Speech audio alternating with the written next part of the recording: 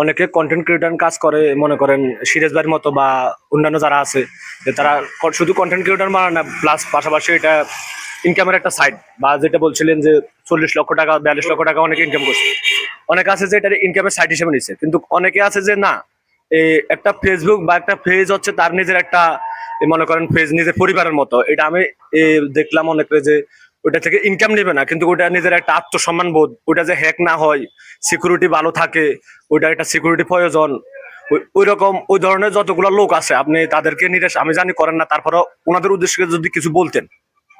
এটা তো আসলে এই পৃথিবীতে ভালো মন্দ উভয়ই আছে। হ্যাঁ, অনেকেই আছে ফেসবুকে বলেন, ইউটিউবে বলেন, ওরা কিন্তু মানব সেবা করে যাচ্ছে। কন্টেন্টের মাধ্যমে আপনি কিন্তু মানুষকে হেল্প করতে পারেন। তো ওরা এখান থেকে 1 টাকাও আর্নিং নেয় না, এমনও অনেকে আছে, আমি নাম মেনশন করতেছি না। তো ওরা কিন্তু আসলে চায় মানুষের উপকার হোক, কিন্তু এখান থেকে আর্নিং নিতে চায় না।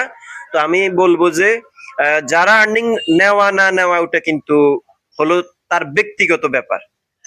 আমার দরকার আমি নেব, আপনার হয়তো দরকার নেই, আপনি নেবেন না। এটা নিয়ে আমি কোনো বিষয়ে মনে করি না এটা কোনো ইস্যু। তবে হ্যাঁ, আপনার উদ্দেশ্য থাকতে হবে মানুষের উপকার। আর হ্যাঁ, সিকিউরিটির ব্যাপারে আপনি একটা ভালো কাজ করবেন, অবশ্যই আপনার পেছনে যখন আপনার একটা চ্যানেল বা পেজ গ্রো করবে, আস্তে আস্তে মানে বড় হতে থাকবে, তখন মানুষের মধ্যে একটা হিংসা ঢুকবে আপনার এটাকে নিয়ে যাওয়ার জন্য। স্বাভাবিক, এটা এখন অনেক বড়, অনেক মানুষের কাছে আপনার যে কোনো কন্টেন্ট পৌঁছায়, সেজন্য এটা হ্যাক হওয়ার সম্ভাবনা থাকে। দুষ্ট লোক তো সবখানেই আছে।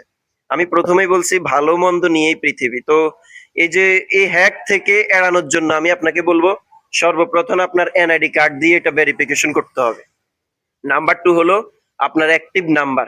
বর্তমান তো এই সব সিমই কিন্তু বায়োমেট্রিক পদ্ধতিতে করা, ফিঙ্গারপ্রিন্ট দ্বারা। তো এটা করে নিতে পারবেন। এরপরে সবচাইতে ইম্পর্টেন্ট বিষয় হলো টু স্টেপ ভেরিফিকেশন। এটা করে রাখলে আপনার শত্রু যদি পাসওয়ার্ড জানে, আপনার আইডিতে ঢুকতে পারবে না আপনার পারমিশন ছাড়া। আপনার কাছে একটা ওটিপি কোড আসবে, ওই কোডটা যখন আপনি তাকে দিবেন তবেই কেবল সে আপনার আইডিতে অ্যাক্সেস করতে পারবে। তো আমি বলবো এই ছোটখাটো খুঁটিনাটি বিষয়গুলো রাখবেন, এবং কি নিজের ইমেল গোপন রাখবেন। আপনার আইডিতে নাম্বারগুলো কি কি দেওয়া আছে ওইগুলো একটু গোপন হাইড রাখবেন।